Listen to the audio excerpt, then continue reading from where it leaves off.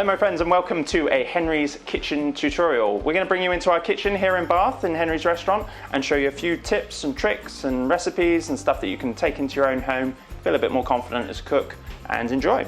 So today we're going to go with the easiest, simplest and most tastiest dessert, which is the lemon posset. So let's talk about the ingredients. It doesn't take long because it is brilliantly simple. We've got double cream, we've got caster sugar, and we've got lemon juice and lemon zest, which is all together blended. And that is literally it. That is all that's involved with the lemon posset. The reaction between the acidity of the lemon juice and the fats within the double cream creates a reaction which makes it set. So you might think, oh, I should have gelatin or egg yolk or something that should set it, but it's literally just a reaction between those two. It gives it that like curdy, smooth posset texture. Okay, so the first step of your lemon posset is to get a pan up, and then you want to get your double cream into this pan, and we're going to start to bring that up to the boil. All right, so that's the double cream.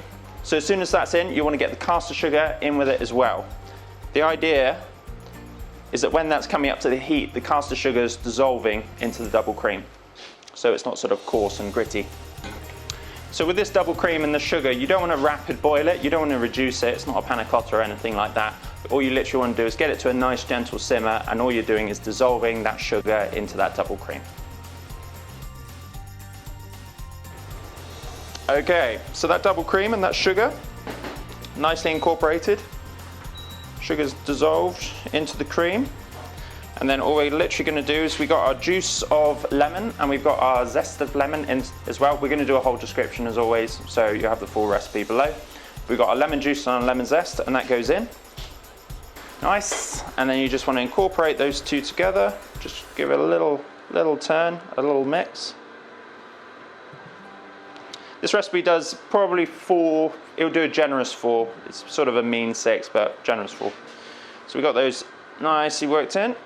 It's looking good, and then we want to get ourselves a measuring jug, a serving jug. Just makes it a little easier to get into our ramekins. So we're going to transfer our posset mix into our jug.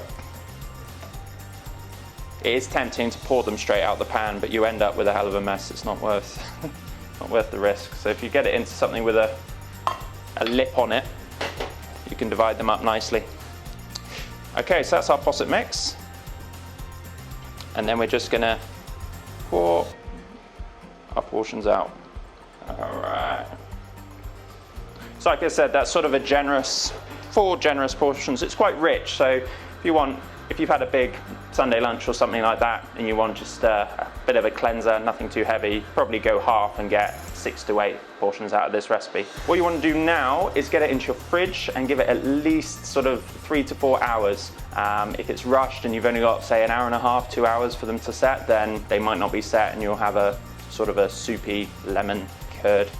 Won't be as good. So allow us plenty of time, let it cool, and you'll get a beautiful, rich lemon posset dessert.